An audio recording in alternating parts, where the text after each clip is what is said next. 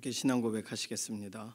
전능하사 천지를 만드신 하나님 아버지를 내가 믿사오며 그 외아들 우리 주 예수 그리스도를 믿사오니 이는 성령으로 잉태하사 동정녀 마리아에게 나시고 본디오 빌라도에게 고난을 받으사 십자가에 못 박혀 죽으시고 장사한 지 사흘 만에 죽은 자 가운데서 다시 살아나시며 하늘에 오르사 전능하신 하나님 우편에 앉아 계시다가 저리로서 산 자와 죽은 자를 심판하러 오시리라.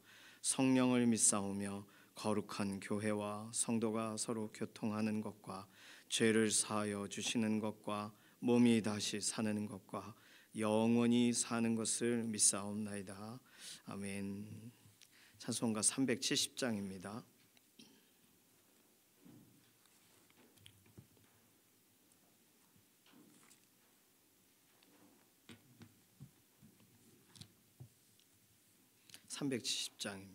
주 안에 있는 나에게 딴 근심이 있으랴.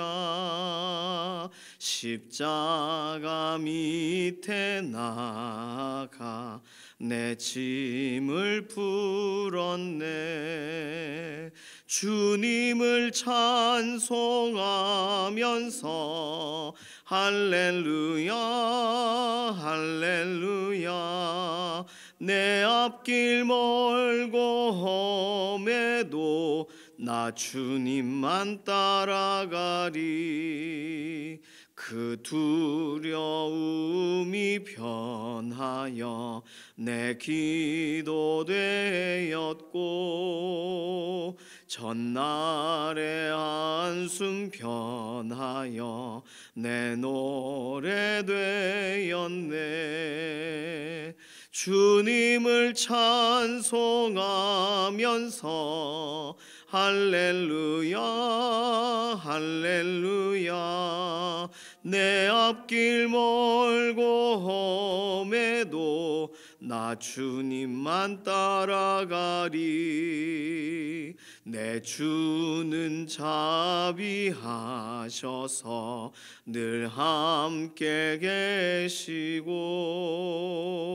내 궁핍함을 아시고 늘 채워주시네. 주님을 찬송하면서 할렐루야 할렐루야. 내 앞길 멀고 험해도 나 주님만 따라가리. 내 주와 맺은 언약은 영불변하시니 그 날아가기까지는 늘 보호하시네. 주님을 찬송하면서 할렐루야 할렐루야. 내 앞길 멀고 험해도 나 주님만 따라가리. 아멘. 자녀들 위해서, 다음 세대들 위해서 기도하겠습니다. 학교와 교육적인 환경을 하나님께서 오늘도 조성하시고 살피셔서 교육에 관련된 정책이나 실제적으로 섬기는 선생님들, 또 교과 과정들, 계획들 모든 것이 하나님이 다음 세대들을 위해서 구별하여 세우신 그런 과정들이 되게 해달라고. 믿음의 사람들이 세우면 당연하게 교과 과정에 문제가 없겠지만 믿지 않는 분들 같은 경우 여러 가지의 세상의 학문을 또 자녀들에게 맞게 이렇게 교육하다 보니까 또 여러 신앙적인 방향으로 갈 수가 없어요. 그러니까 믿음의 선생님들을 위해서도 기도해 주시고, 또 교육적인 정책이 중립적인 그런 부분도 필요하고, 특별히 이런 인권 조례 같은 부분들이 세워지면서 이런 인간을 위하는 것 같지만 결과적으로는 자녀들에게 어떤 동성애적인 그런 방향들이 자연스럽게 들어가는 교육적인 방향들이 있습니다. 모든 교육의 정책이 하나님을 경외함으로 두려워함으로 세워지게 하시고, 섬기시는 선생님들 그런 결단한 대로 특별히 믿음의 선생님들에게 오늘도 흔들림 없이 하나님이 부르시는 그 사명의 자리에서 최선을 다하게 해달라고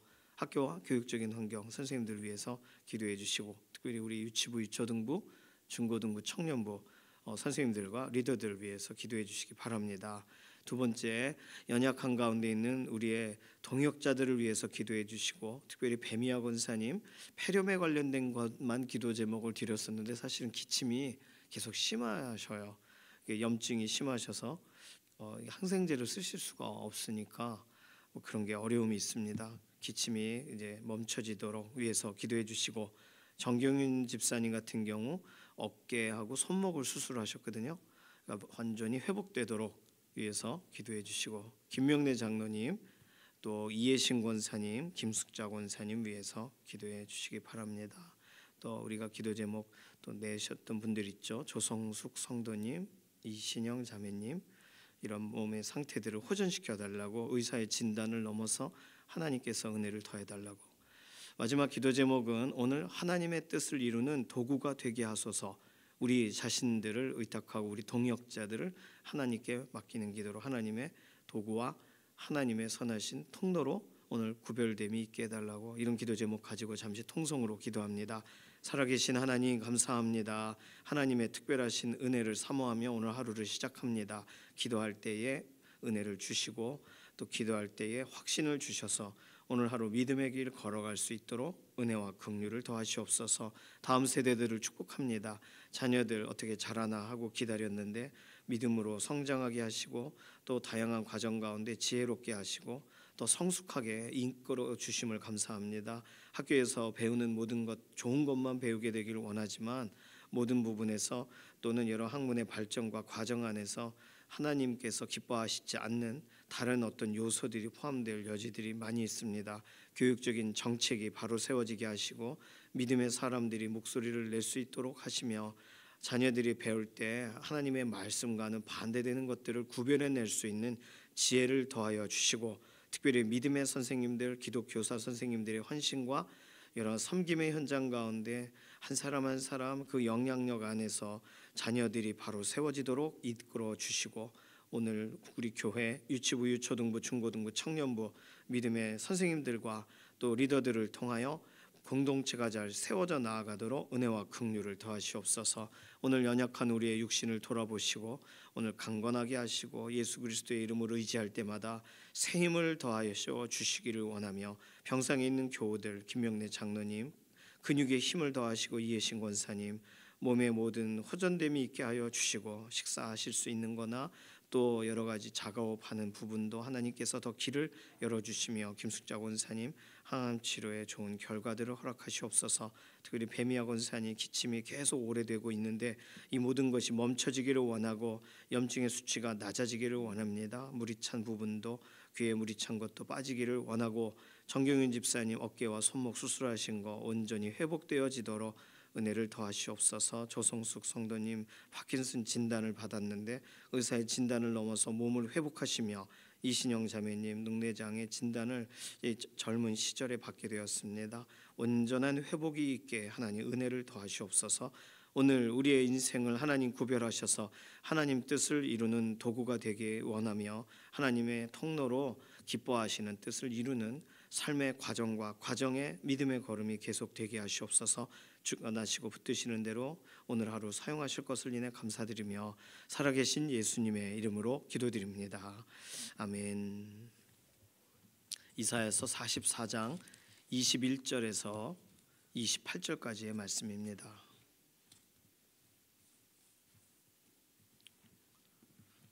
이사야서 44장 21절에서 28절 함께 읽습니다. 야곱아 이스라엘아 이 일을 기억하라. 너는 내 종이니라. 내가 너를 지었으니 너는 내 종이니라. 이스라엘아 너는 나에게 잊혀지지 아니하리라. 내가 내 허물을 빽빽한 구름같이 내 죄를 안개같이 없이 하였으니 너는 내게로 돌아오라. 내가 너를 구속하였음이니라. 여호와께서 이 일을 행하셨으니 하늘아 노래할지어다. 땅의 깊은 곳들아 높이 부를지어다. 산들아 숲과 그 가운데의 모든 나무들아 소리내어 노래할지어다. 여호와께서 야곱을 구속하셨으니 이스라엘 중 자기의 영광을 나타내실 것이미로다. 내 구속자여, 모태에서 너를 지은 나 여호와가 이같이 말하노라. 나는 만물을 지은 여호와라. 홀로 하늘을 폈으며 나와 함께한 자 없이 땅을 펼쳤고 헛된 말을 하는 자들의 징표를 패하며 점치는 자들을 미치게 하며 지혜로운 자들을 물리쳐 그들의 지식을 어리석게 하며 그의 종의 말을 세워주며 그의 사자들의 계획을 성취하게 하며 예루살렘에 대하여는 이르기를 거기에 사람이 살리라 하며 유다 성읍들에 대하여는 중건될 것이라. 내가 그 황폐한 것들을 복구시키리라 하며 기품에 대하여는 이르기를 마르라. 내가 내 강물들을 마르게 하리라 하며 고레스에 대하여는 이르기를 내 목자라. 그가 나의 모든 기쁨을 성취하리라 하며 예루살렘에 대하여는 이르기를 중건되리라 하며 성전에 대하여는 내 기초가 놓여지리라 하는 자니라. 아멘.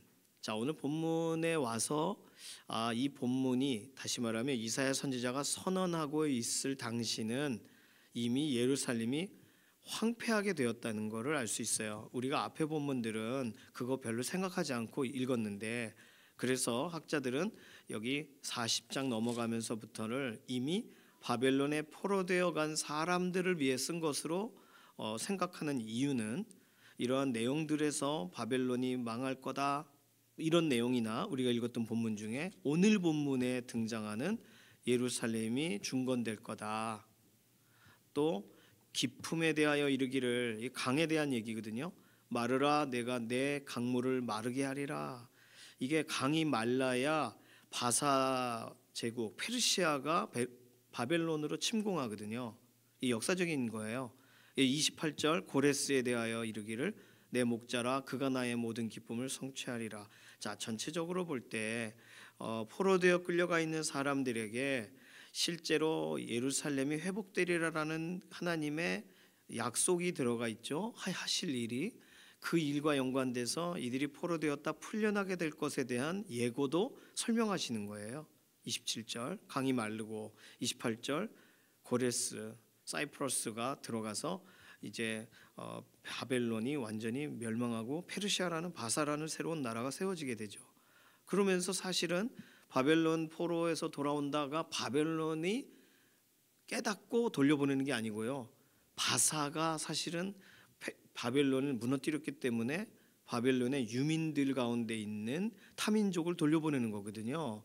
그러니까 이게 성경에서 설명하고 있는 부분에 오늘 이사야 44장에 와서 조금 더 이 말씀이 선포되는 내용을 우리가 이해할 수 있습니다. 자, 그런데 우리가 궁금한 거는 이사야 선지자 같은 경우는 끌려가는 그 과정 가운데 끌려가기 직전에 선언한 선지자거든요.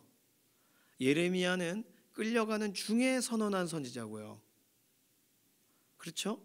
그러면 이사야 선지자가 이 포로되어 끌려간 바벨론의 상태를 설명하거나 예루살렘이 회복되리라라고 하는 완전히 이렇게 이후의 이야기를 어떻게 기록할까요? 어떻게 이거 선언하고 있는 걸까요?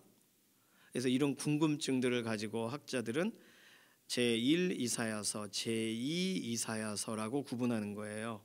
그게 제1 이사야서는 끌려가기 전 단계의 메시지고, 제2 이사야서는 우리가 읽고 있는 본문의 40장 이후에 나와 있는 포로되어 끌려간 곳에서 들어야 딱 맞는 본문.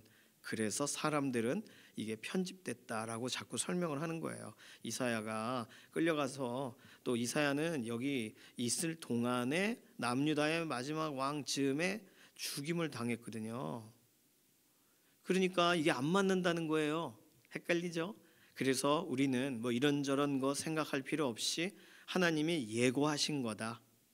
하나님이 그러니 아직 예루살렘이 건재할 때에 이 선언이 있었다고 봐도 아무 문제가 없는 거예요. 꼭 시점을 가지고 따지면 앞에 예를 들어 무슨 왕 몇 년에 하나님의 말씀이 이르기를, 이러면 우리가 정확하게 이 말씀의 기록 연대, 선언된 연대를 파악할 수 있지만, 이렇게 아무런 표시가 없지 그냥 여호와께서라고 말하고 야곱아 뭐 기억해라 하면 이게 언제를 말하는 건지 모를 만한 본문을 구약의 이 전체적인 흐름을 꿰뚫고 있는 율법학자들이 유대인들 중에 율법학자들이 구약의 39권을 세팅을 할 때 이사야서에 흩어져 있는 이 파피루스에 기록되어 있는 이 말씀을 1장에서 66장까지를 정리한 거잖아요. 그렇죠? 그러면서 이게 다시 이렇게 들어오게 된 거거든요. 예수님 당시에는 이미 39권이 확정이 되어 있었다니까요. 구약이. 그러니까 그 중에서 예수님이 이사야서 본문 중에 예수님에 대한 본문을 찾아 읽으신 거 아니에요. 그러니까 그렇다면 이런 과정들이 학자들이 그 무슨 수준이 있어서 이걸 정리하나 할 텐데 예수님이 오셨을 때 그게 잘못된 거라면 그 성경을 받아들이질 않으셨겠죠. 그러니 우리는요 실제로 하나님이 가시적으로 하시는 엄청난 그런 초자연적인 사건 우리가 눈으로 보는 거 예를 들어 막 만나가 내린다거나 또는 막 구름기둥 불기둥이라거나 열 재앙의 사건이라거나 이런 걸 보면 와 하나님 행하시는구나라고 하는데 그거 이외에 사람들을 통하여 하나님이 이루시는 일들 성경을 쓰신 것도 사람을 통하여 하신 거잖아요. 성령의 감동으로. 그리고 성경의 구절 하나하나를 사본을 다 대비해 가지고 정돈을 하는 것도 사람을 통해 하시는 거잖아요. 그러니 하나님의 행하신 일에 대해서 우리는 이렇게 수직적인 것뿐만 아니라 하나님께서 각 사람을 깨우셔서 진행하시는 수평적인 부분도 우리가 받아들일 필요가 있어요. 자, 그러니까 이사야서 제1 이사야서 제2 이사야서라고 구분하는 이유는 합리적으로 받아들이고 싶은 학자들이 도저히 양심적으로는 이사야가 썼다고 보기 어렵다라고 판단하는 거예요. 그러나 우리는 하나님께서 믿음의 사람들을 통하여 이사야서 본문 하나하나를 모으셨고 정돈하셨고 예수님 당시에 그것이 읽혀졌고 그러니 우리는 그걸 받아들이는 거예요. 그러니까 참 믿음이란 건 쉽지가 않습니다. 보이지 않는 걸 받아들여야 되는 거니까. 자, 오늘 우리는 이사야서 44장의 21절에서 28절까지를 하나님이 이사야 선지자에게 남유다를 향하여 선언하신 것으로 알고 오늘 우리를 향하여서도 이 말씀을 통하여 말씀하실 내용이 있을 것으로 알고 이 말씀을 받는 거죠. 이 자세가 중요합니다. 자, 오늘 본문을 보면 오늘 본문은 하나님이 하신 말씀이 있고 이사야 선지자가 선언한 이사야의 반응이라고 볼 수도 있고 이사야 선지자의 설교라고도 말할 수도 있는 본문이 정확하게 나누어져 있어요. 어디냐 하면 21절에서 22절까지는 하나님이 하시는 말씀이 맞죠. 이사야 선지자를 통하여 전달하게 하셨을지라도 하나님이 하시는 말씀이 맞고 24절에서 28절까지 하나님이 직접 하시는 말씀에 그 주어가 명확하게 하나님이세요. 23절은 하나님이 말씀하시는 내용이 아니에요. 여호와께서 이 일을 행하셨으니 하늘아 노래하라 산들아 숲과 가운데 모든 나무들아 노래하라. 그렇죠? 이사야가 선언한 것으로 보면 돼요. 이렇게 구분해서 보면 이 본문의 이런 흐름이나 이런 걸 찾을 수가 있습니다. 자, 하나님의 말씀은 그렇다면 21절에서 22절 24절에서 28절에 나와 있는 하나님의 말씀을 세 가지로 한번 찾아보세요. 나중에도 본문을 살펴보실 때 찾아보시면 좋아요. 첫 번째는 명령이에요. 하나님이 무슨 명령을 하셨는가? 이건 우리가 오늘 우리의 삶 가운데도 지켜야 될 내용일 거 아니에요. 하나님이 하신 명령은 21절 22절에만 써 있습니다. 21절 이 일을 기억하라. 이 일이 뭐냐면 44장 9절에서 20절 앞에 걸 말하는 거예요. 우상은 허망하다. 우상을 만드는 자와 똑같이 그들도 다 무익한 일에 지금 막 삶을 시간을 허비하는 거다.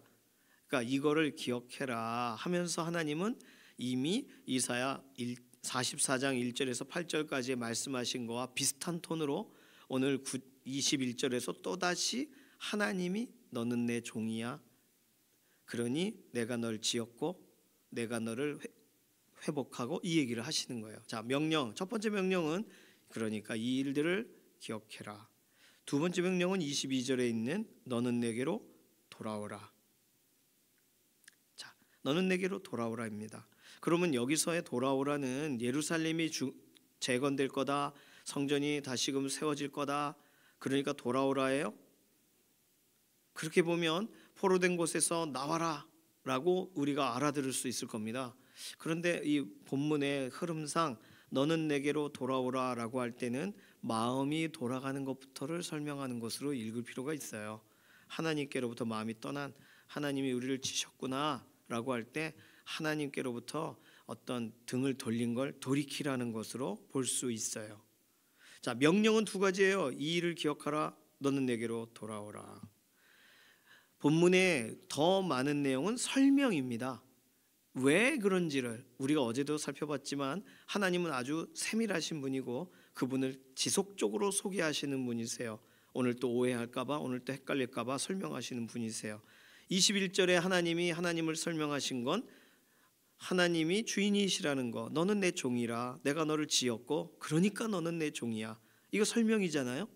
22절에 나온 설명은 내가 너를 구속하였다. 이미 행하신 일에 대한 설명이 나와요. 그리고 24절에서 28절이 전체가 다 설명이에요. 하나님이 이스라엘을 회복시키실 구체적인 계획이 무엇인가를 설명하세요. 첫 번째는 점치는 자들을 혼란스럽게 할 것이다. 두 번째, 유대 성읍의 중건이 일어날 것이다. 세 번째는 아까 말씀드린 강이 마르게 하셔서 바사군이 바벨론으로 진입하게 될 것이다. 이런 것이 이후에 하나님의 행하실 일에 대한 설명입니다. 예고이기도 하고. 자, 명령과 설명 구분했어요. 또 하나 구분할 것은 약속입니다. 약속은 하나님이 행하시겠다는 거예요. 그러니까 우리는 이건 정확하게 기억해야 돼요. 약속은 우리가 할 일이 아니에요. 하나님이 하실 일이에요. 21절에 나와 있는 말씀은 너는 나에게 잊혀지지 아니하리라. 이게 굉장한 약속입니다. 지금 잊혀진 것 같은 땅에 있는 사람들에게 너는 나에게 잊혀지지 않을 거고 영원히 잊혀질 수가 없다. 약속이죠. 굉장한 약속이죠. 22절 가운데 나와 있는 하나님의 말씀 가운데 있는 약속은 허물과 죄를 내가 없이 했다. 그 말은 뭐냐 하면 과거형이지만 허물과 죄를 없이 하신 그 일을 계속 하나님은 허물과 죄로 너희를 대하시지 않을 거다라는 약속이에요. 자, 오늘 본문을 그렇게 읽으니까 정리가 다 됐습니다. 그러면 하나님이 명령하신 내용이 있고 하나님이 하나님을 설명하신 내용이 있고 하나님이 약속하신 내용이 있어요. 성경 구절은 대부분 이 세 가지로 구분이 되어 있습니다. 그런데 뭐가 더 많아요? 설명이 훨씬 많아요. 그러니까 성경 말씀을 읽을 때 무슨 말인지 모르겠다라고 하는 이유는 명령을 모르는 게 아니라 약속을 모르는 게 아니라 설명을 모르는 거예요. 하나님이 오늘 하나님을 소개하시는, 하나님을 드러내시는, 계시하고 계시는 것을 들을 준비가 안 되어 있기 때문에 성경이 무슨 말인지 모르겠다라고 말을 하는 거예요. 그러니 오늘 우리는 하나님의 말씀을 들으라라고 할 때는 하나님의 명령을 듣는 것도 있겠고 하나님의 약속을 붙잡으라는 그래서 우리가 귀를 들어야 되는 것도 있겠지만 하나님이 그분을 소개하시고 그분을 말씀하시는 걸 들어야 되는 거예요. 설명을 더 많이 우리가 들어야 돼요. 자, 이걸 제가 왜 설명을 드렸냐면 이렇게 설명을 들은 이사야 선지자는 뭘 말했냐는 거죠. 하나님의 명령과 하나님의 약속과 하나님의 설명을 들은 다음 그것에 대한 이사야 선지자의 반응이 뭐였냐는 거예요. 23절을 볼 때에 23절은 하나님이 자 하늘아 땅과 나무들아 노래하라 라는 명령을 주셔서 그래서 이사야 선지자가 전하는 것일 수도 있습니다. 그런데 남유다의 백성들을 향하여 하나님이 기록하게 하시고 선언하게 하시면서 이사야 선지자가 복받쳐서 선언하고 있는 내용일 수도 있어요. 23절. 그렇다면 23절에 있는 이사야 선지자의 하나님의 말씀을 전달하고 통로되어 서 있는 그가 하나님 말씀 때문에 그 마음이 뜨거워져서 녹아져서 선언하고 있는 구절이라고 23절을 읽으면 23절은 오늘 우리가 어떻게 살아가야 되는지를 설명하는 구절이 됩니다. 하늘아 노래하라, 땅들아 노래하라, 산과 숲과 나무야 노래해라. 왜 노래해야 돼요? 좀 전에 그리고 이후에 하나님이 앞뒤로 설명하고 계실 이 내용, 여호와께서 야곱을 구속하셨기 때문에.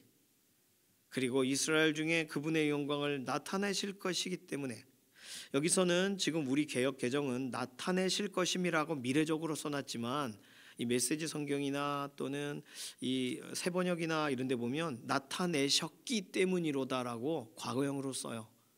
그러니까 우리는 이 개역 개정뿐만 아니라 또 다른 번역들도 비교해서 볼 필요가 있습니다. 하나님이 이미 행하셨어요. 그리고 하나님이 그 일을 또 행하심을 유지하실 거예요. 그래서 나타내실 거라고 미래형으로 말하고 있는 겁니다. 이사야 선지자의 이 반응은요, 하나님이 지금 말씀하신 것에 대해서 실제적으로 하나님의 종답게 행동한 거예요. 하나님께서 세우신 선지자답게 행동을 한 것입니다.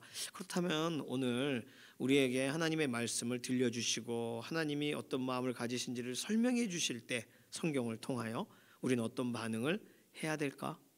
우리의 태도, 우리의 삶의 다짐을 오늘 23절을 통하여 배울 수가 있습니다. 자, 오늘 이 본문을 간단하게 설명을 드렸고요. 오늘 본문 안에서 우리가 좀 주의하여서 읽어야 될 내용이 있어요. 오늘 본문 읽으면서 다 이해가 이미 되셨겠지만 하나님의 자세한 설명 때문에 하나님이 왜 이 말씀을 하시는지를 다 아셨겠지만 오늘 본문에서 우리가 읽다가 놓치게 되는 아주 중요한 포인트는 뭐냐면, 첫 번째, 돌아오면 구원해 주겠다가 아니에요. 돌아오면 대속하겠다가 아니라는 거예요. 22절 다시 볼까요? 내가 내 허물을 빽빽한 구름같이 내 죄를 안개같이 없이 하였으니 너는 내게로 돌아오라. 내가 너를 구속하였음이니라. 너무 정확하게 써 있어요. 돌아오면은 그때 하나님의 대속적인 역사가 시작된다라고 써놓지 않고 이미 구속하셨어서, 대속하셨어서 이미 모든 걸 정리하셨기 때문에 돌아오라는 거예요. 자, 그런데 오늘 이 본문이 좀 전에 설명드린 것처럼 바벨론에 포로되어 있는 당시의 사람들을 향하여 예고성으로 설명하는 본문이다. 그러니 끌려가기 전에 들은 거겠지만 이 본문은 바벨론 가서도 유효한 본문이 되죠. 그러면 끌려가기 전에는 지금 바로 돌아와라, 정신 차려라로 들리겠지만 끌려가 있는 상태에서는 내가 이미 구속하였으니 너는 내게로 돌아오라는 믿음이 들어가야 되는 행동으로 이제 이 말씀을 받을 땐 믿음 없이는 받을 수가 없는 거예요. 왜냐하면 지금 상태가 안 좋잖아요. 바벨론에 잡혀 있잖아요. 뭐 잡혀 있는 걸 넘어서서 이미 거기 집을 짓고 거기 이방 사람들과 같이 또 살아가기도 하고 있어요. 거기서 이 말씀을 다시 듣게 될 때는, 이 말씀이 다시 확인될 때는 이제는 하나님이 손을 놓으신 것 같을 때, 하나님께서 야 내가 너를 사랑한다, 너 나에게 잊혀지지 않는다라는 말을 이제는 믿음으로 받아들여야 될 본문이 되는 거예요. 왜요? 상황은 그렇지 않으니까요. 모든 본문이 마찬가지입니다. 우리의 상황이 좋을 때는 할렐루야, 하나님 이렇게 행하시는 분이십니다, 찬양 받으시옵소서라고 반응하는 반면 우리의 상황이 좋지 않을 때에는 하나님이 이 일을 정말 하셨는가? 라고 우리는 저울질을 하는 거예요. 뭐 나쁜 표현 아닙니다. 그러한가 확인해 보는 거예요. 하나님이 정말 그러셨는가? 그러니 태도가 다르죠. 말씀을 듣는 태도가 다른 이유는 간단해요. 우리 상황이 다르기 때문이에요. 포로된 상황 가운데서의 이 본문은 믿음이 없이는 이게 받아들여지기가 어려운 본문이에요.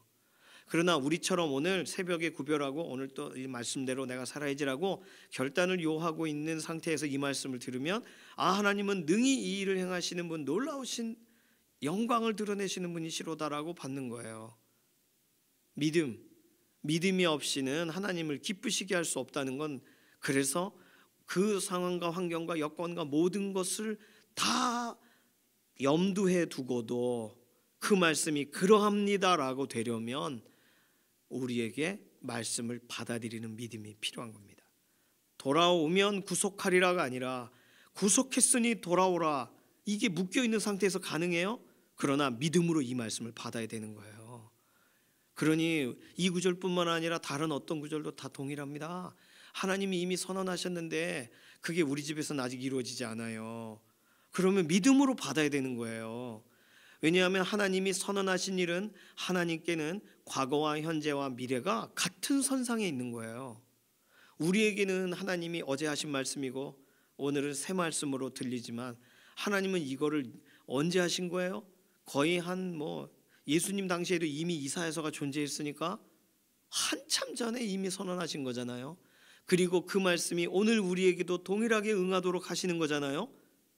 구속에 돌아오라는 명령이 너는 나에게 잊혀지지 아니하리라는 약속이 이게 오늘도 동일한 거잖아요. 그러니 하나님은 영원토록 동일하시니라. 동일하신 하나님이 하신 한 번 하신 말씀 이전에도 한 몇천 년 전에도 동일하고 지금도 동일하고 이후의 세대들이 본문을 읽어도 우리 꼬맹이들이 다시 이 말씀을 읽게 되게 될 때 와 이거야 놀랍다 하는 이후의 세대들의 믿음의 반응을 하나님이 요구하시는 구절이 아니겠어요? 하나님은 하십니다. 하나님은 약속하시고 하나님은 이루세요. 믿음의 눈으로 봐야 되는 줄로 믿습니다. 24절 보시면 두 번째로 하나님은 그 구원을 홀로 행하셨어요. 내 구속자여 모태에서 너를 지은 나 여호와가 이같이 말하노라. 나는 만물을 지은 여호와라. 홀로 하늘을 폈으며 나와 함께한 자 없이 땅을 펼쳤고. 이거 쉬운 메시지 성경에서는 너의 도움이 전혀 없이라고 써놨어요. 너의 도움 전혀 없이 나는 홀로 행했다. 그래서 하나님이 돌아오라고 하시는 거예요. 그래서 하나님께서 함께 하자고 하시는 거예요. 22절에 돌아오라. 자, 오늘 하나님이 홀로 행하신 그 일 본 적 없죠? 우리가 본 적도 없는데 믿어야 돼요. 믿음은 그런 거예요. 하나님이 하셨다 그럼 믿는 거예요. 그런데 신기해요. 우리는요 대부분 다 믿으면서 하나님이 하시는 일에 대해서는 우리가 검증하려고 한다는 거예요. 저 태어났을 때 저희 어머니가 까꿍까꿍 우리 아가 그러면 제가 우리 어머니가 맞나? 의심 안 했을 거 아니에요. 성장하면서도 예를 들어 맨날 야단 맞고 혼나면 우리 어머니가 맞나? 그랬을지 모르지만 그런데 시간이 지나서 나서 저희 어머니가 야 내 아들 내가 기뻐하는 자야 그러면 당연한 줄 알잖아요. 사람이 하는 말은 다 믿어요. 사람의. 그런데 하나님이 말씀하시면 우리는 왜 이게 그렇게 왜 나 없이 하나님이 혼잣말로 받아들일까요? 하나님이 홀로 이루신 일로 받아들이지를 못하고 믿음의 문제는 그래서 말씀에 굉장히 중요하게 작용합니다. 믿음 없이는 하나님이 하신 말씀이 이해가 안 되는 거예요. 세 번째 오늘 본문 보면 본문에서 하나님이 회복하시리라라고 하면서 고레스에 대한 설명으로 하신 거지만 하나님이 세우시리라라고 하시면서 하신 말씀이지만 26절 그의 종의 말을 세워주며 그의 사자들의 계획을 성취하게 하며 예루살렘에 대하여는 이르기를 이렇게 쭉 하나하나 항목별로 설명합니다. 그의 종 하나님의 종을 하나님의 사자를 그러니까 하나님의 종의 말을 세워주며 하나님의 사자들의 계획을 성취하게 하시는 분이 우리 하나님이세요. 그래서 28절 고레스라는 하나님의 종 세우실 또 다른 왕국의 왕을 통해 내 목자 그가 나의 모든 기쁨을 성취하리라 이렇게 설명합니다. 여기 고레스는 정확하게 고레스예요. 예수님에 대한 게 아니에요. 그래서 세 번째로 오늘 본문에 그래서 하나님은 세우신 그분의 종의 말을 그분의 사자의 계획을 성취하게 하실 능력이 있으신 분이라는 거예요. 자, 그러면 우리는 여기서 우리에게 이제 바로 적용이 되어집니다. 이사야 선지자가 이러한 얘기를 다 들은 다음 이사야 선지자도 하나님이 세우신 종이잖아요. 하나님이 지금 쓰고 계신 선지자잖아요. 그래서 이사야 선지자가 말을 할 때 하늘아 땅아 나무들아 숲들아 여호와께서 야곱을 구속하셨으니 이스라엘 중에 그분의 영광을 나타내실 거다. 나타내고 계시다. 그러니까 노래해라 라고 말해요. 이 이사야 선지자의 말은 그냥 감격에 감정적으로 한 말이 아니에요.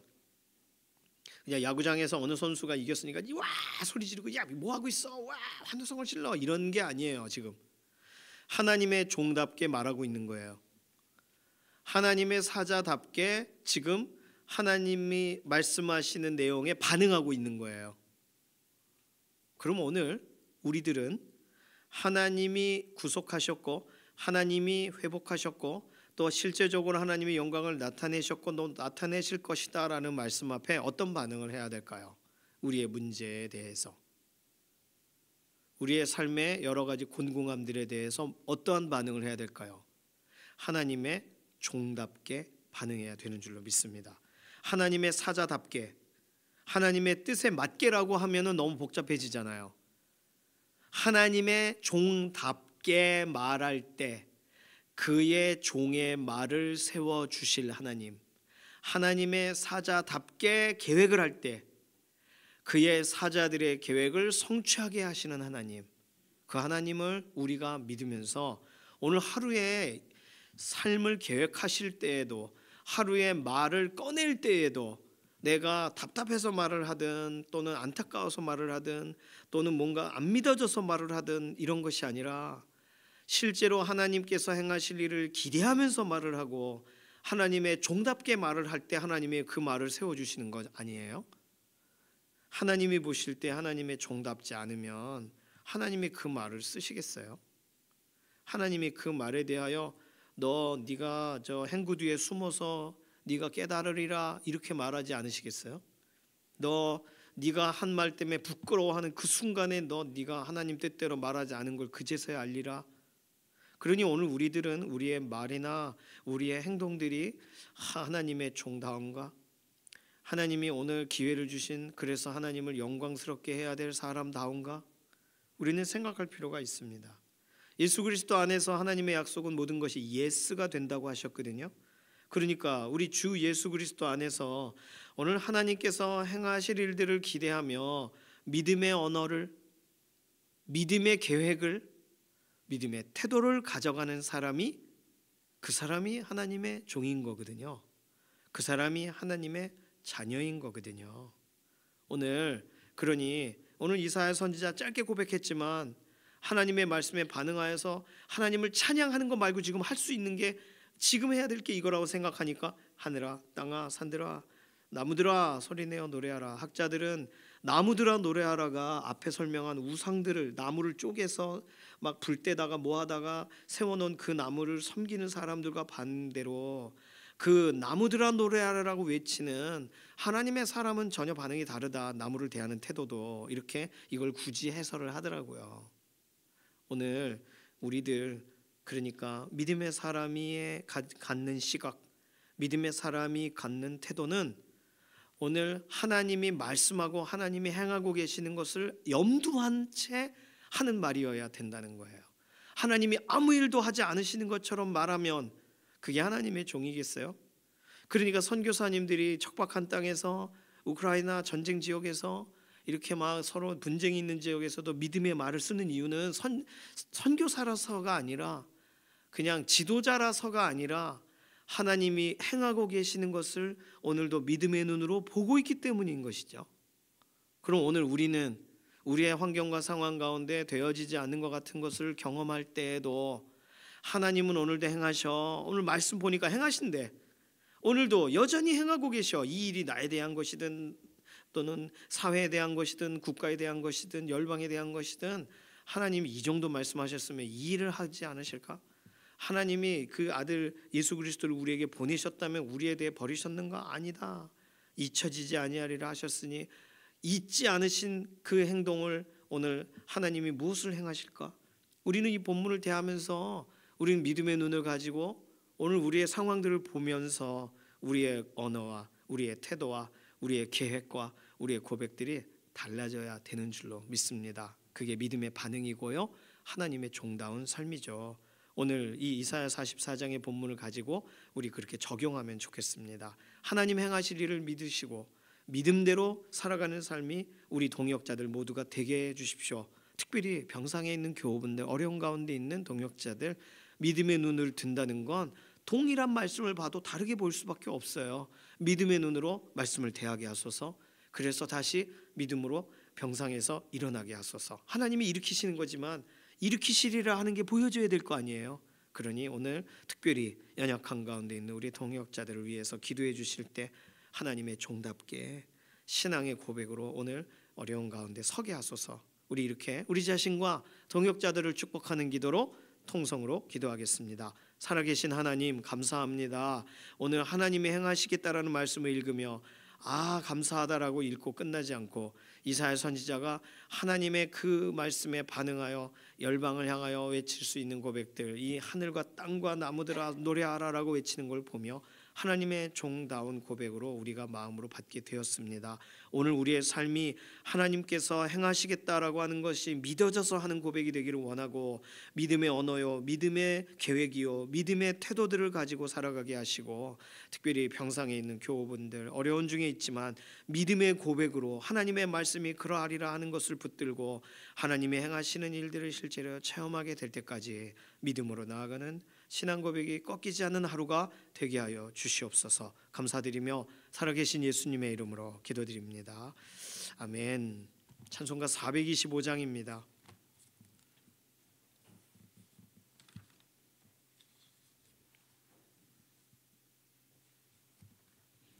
(425장) 1절과 4절 부르겠습니다. 주님의 뜻을 이루소서, 고요한 중에 기다리니 진흙과 같은 날 빚으사 주님의 형상 만드소서. 주님의 뜻을 이루소서, 온전히 나를 주장하사 주님과 함께 동행함을 만민이 알게 하옵소서.